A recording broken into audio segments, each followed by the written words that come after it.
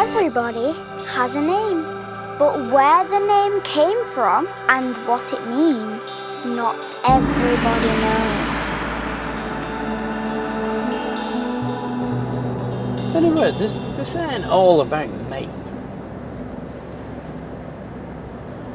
It's just bringing our attention to the fact that we all wear names.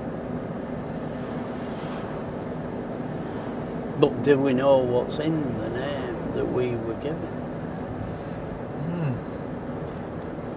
Like you two guys. Who am I travelling with? You should have asked that back at the beginning. Yeah. Yeah, I mean, what's behind your name? Dave. I think I've learned about my name in stages, which is useful actually, because you can't take it all in at once, can you? But No. the first one was when we went to Israel back in 2005, and do you remember we went down and we visited the family down in Jesus? And the kids, because they'd only just met me that day, kept asking, "Oh, what's your name?" And I'd say what you just said, Dave. And I can't remember which one, but I had a feeling it was Raphael. And he said, "No, Dave, no, like that's not a name." He said, David, beloved of God. And I remember saying to you afterwards what he'd said. And it's like, yeah, because Dave doesn't have a meaning, in a sense, linguistically. But David, or David, is the beloved of God.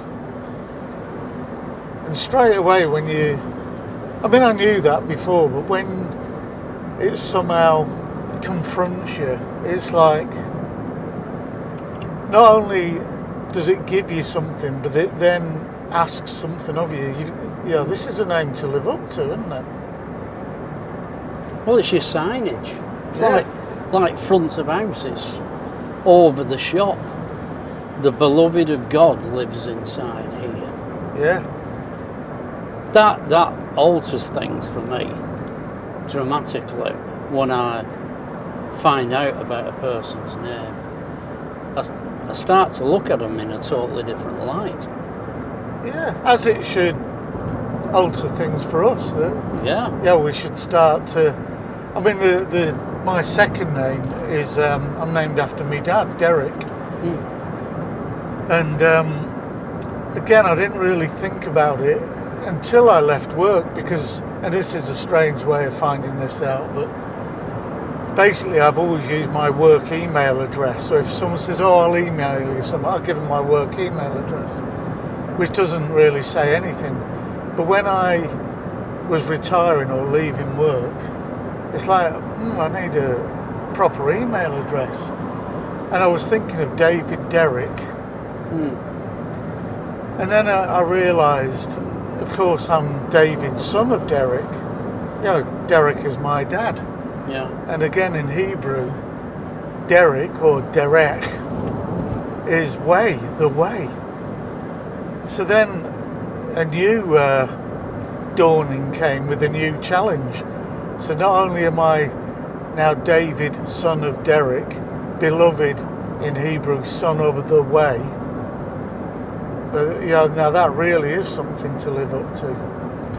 David ben Derek, David ben Derek, beloved son of the way. I don't think I'm still trying to inhabit that one and move into it because it's big.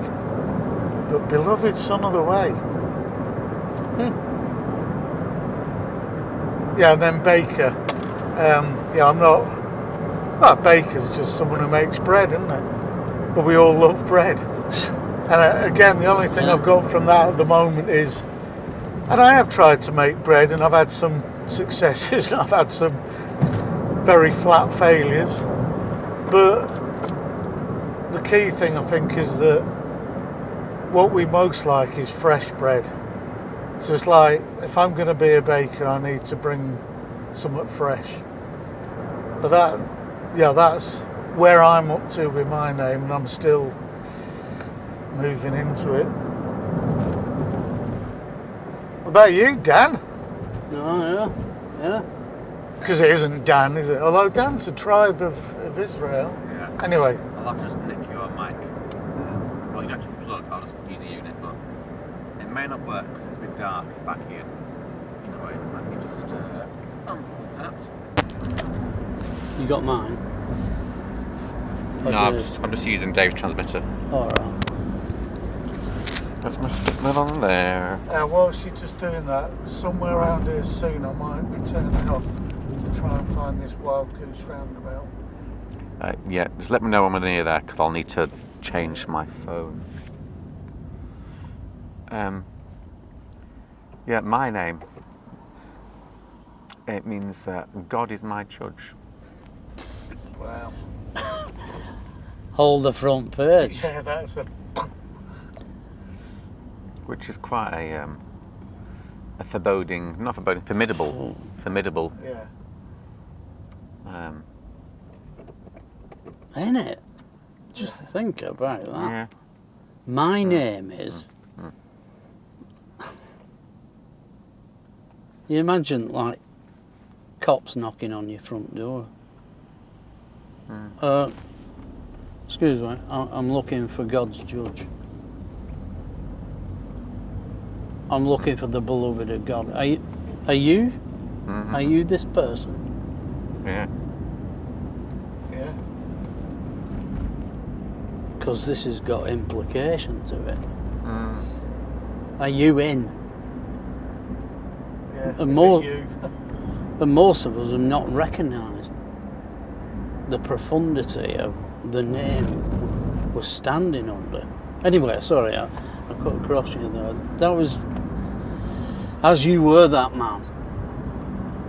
Which, yeah, it's kind of like two sides to it. So I think, for me, one side is that ultimately it's about remembering that I should be not concerned with what the world thinks, but God is the one who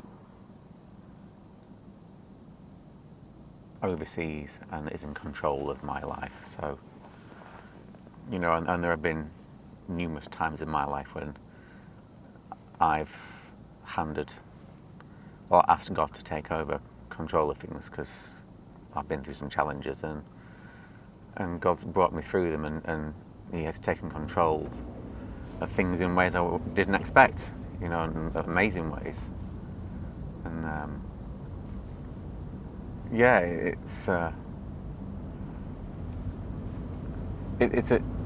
can be a formidable thing, but also it can be a freeing thing, because it's like, well, actually I need to stop worrying about my circumstances to a certain extent, you know, and hand them over to God and be trusting that God has things in control.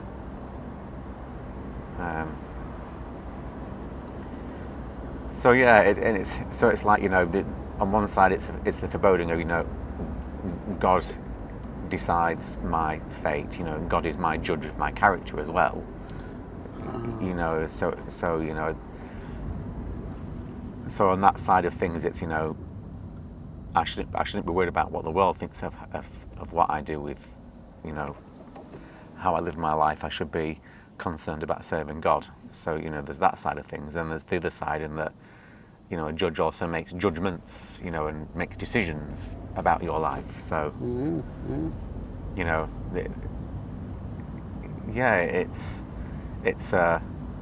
can be a formidable thing, but it can also be a sacrificial, but in some ways freeing thing at the same time, because if you are prepared to hand that over, then actually the person who's in charge, providing you let them, you know, providing you will let Father be in charge, then actually He's got our best interests at heart. So, you know, although the future can seem scary, you know, if you don't know what's coming next, then actually you can trust that God is in control of that, and He will make a judgment according to His will, and He will, keep me safe, and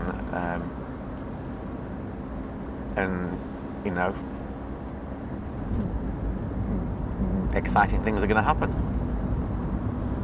Yeah. Oh, there's the phone. That'll be for you, God is my judge.